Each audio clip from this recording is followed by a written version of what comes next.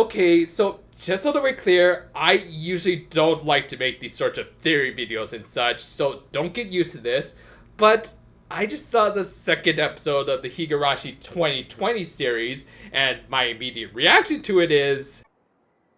What the hell was that? Well, actually, I think I kind of know what's going on. Well, let's just talk about it. Obviously, there's going to be spoilers for the entirety of the Higurashi series, as well as a little bit of a certain other When They Cry series, if you can believe it, as well as a little bit of Final Fantasy. Oh boy, this is going to be a doozy, but let's just get into it.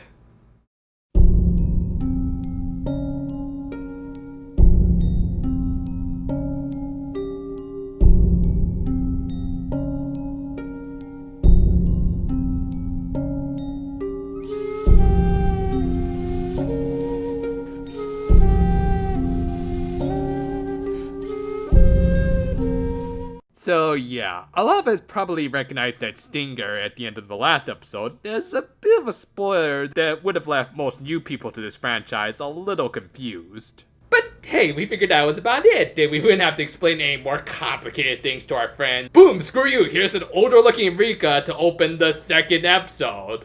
And while this uniform does kind of look like her usual attire, if we zoom in on that crest, it appears to be a St. Lucia Academy uniform, St. Lucia being the boarding school Shion attended, and later Ange Ushiromiya. FYI, that's not the only Umineko reference we're gonna get here, but more on that in just a bit. But yeah, based on what we have seen of that boarding school, it seems to teach mostly high school grades, so we can assume that Rika is aged into her teens, and again, boarding school, meaning that she finally decided to move away from Hinamizawa. Good call. And if that wasn't confusing enough, here's the World of Shards, and Hanyu appearing long before we even enter into the answer arcs. Though actually, forget about the answer arcs, as apparently this is an incomplete Hanyu, and Rika here says that she already did the 100-year-end miracle thing. Yep, this show went and pulled a Final Fantasy VII remake on us, oh boy. Like seriously, did Ryukishi play that game and go, hey, I can pull just as trolly a move as that with my series, and in fact, why don't I do it relatively a lot sooner? So yes, this seems to be a Rika who's already well aware of the rules of the time loop, and even who's the real big bad of the series. On a side note, nice little bit of direction here with Rika standing up, and then as they cut to a pan out, we can see that she has reverted back to her younger self, complete with her actual old outfit. It's a little easy to miss because, again, the St. Lucia uniform seemed to be purposely made to look like her old suspender skirt, but we could tell by the length of the sleeves. And then there was the opening, which, unfortunately, in spite of them using it in the first episode, we unfortunately didn't get the fantastic original opening to this series. I mean, to be fair, this new song, I Believe What You Said by Asaka, who also did the opening to Laid Back Camp, is a banger too, but come on, the original is a classic for good reasons. But I digress. This opening, on top of having some great animation and effects, also had a couple of very significant scenes. One being where we get to see more of the teenage Rika, and thus we can pretty much confirm that she's at least much taller than the normal Rika. And then there's this scene, which at first appears to be Hanyu, but wait, she already appeared a few seconds earlier in the opening, and those horns look a little different. In fact, are those even horns? Yeah, in fact, it kind of looks like some kind of like horseshoe-shaped object that's just floating around her head for some reason. Wait a minute.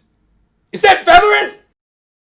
Okay, so before I completely lose my mind, here's a little briefer on the alter ego of Toya Hachijo. Featherine, for those unaware, was kind of like the final boss of Umineko no Nakoroni, the pseudo-sequel to Higurashi. Granted, she wasn't the last person the characters defeated in that series, but she was probably the most powerful antagonist, able to kill off characters in an instant as though she were Thanos or something. Ultimately, she did acknowledge victory for the protagonist, but it was clear she could have done a lot more and probably even wanted to do more. Also, yeah, her design was meant to be a reference to Hanyu.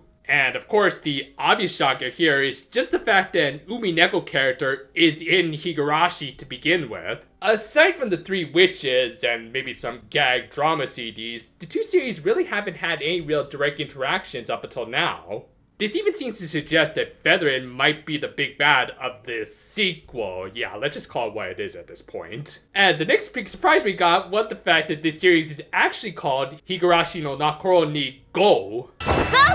Well, at least we can stop calling it the 2020 version now. Another name change that we can just get out of the way now is this arc itself, as this isn't the Onikakushihen, but rather the Onidamashien or Demon Trickery arc. Personally, I'll just call it the Demon Trolling arc.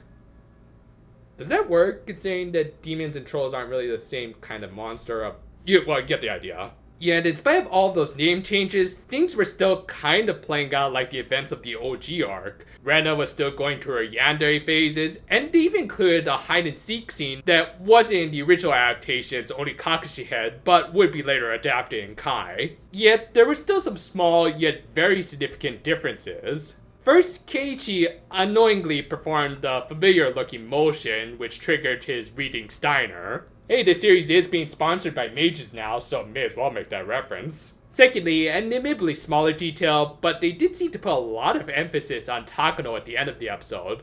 I'll bring that more up in just a bit, but I also want to take a minute to talk about this really stylish ending sequence with some beautiful watercolored images of our protagonists and some of their less than ideal living conditions. God, I didn't think they could actually make Rena's dad look more pathetic. Also, it included a new song by Ayane, who's done a lot of great work for the franchise. Seriously, look up some of her work for Higurashi. With all that said, here's just my general thoughts and predictions of where this sequel might go. Judging by the opening and this poster, this isn't going to be the last we'll see of the teenage Rika, meaning that we might even time skip back to kind of the present day, which for a teenage Rika would be like the mid-90s. I doubt it was through Hanyu's powers, but rather someone with a literal translation of her name. Speaking of whom, yes, I'm willing to bet that Featherine is going to be the real big bad of the series. I would be surprised if Takano turns out to just be a red herring based on that last shot of the episode, and she just gets benched for most of the series. Of course, I'm not exactly sure why Featherine is doing this to Rika, as it doesn't seem to involve the Yushiromiya family, which was her big motivation in Umineko. Who knows, maybe Birkenstavel and Lambda Delta are involved. I mean, hey, if they're doing a full-on Umineko crossover, they may as well go all out is all I'm saying. God knows when we're ever going to get a proper anime adaptation of that series.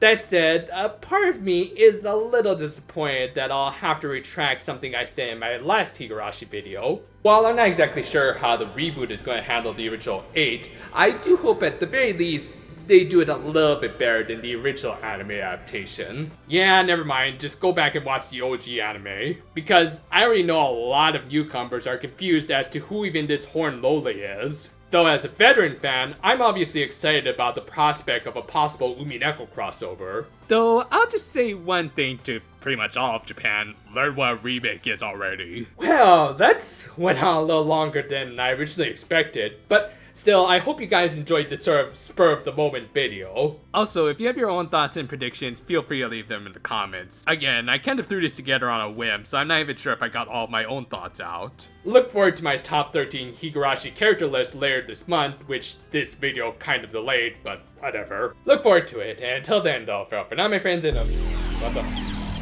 No, don't you dare drop below 1!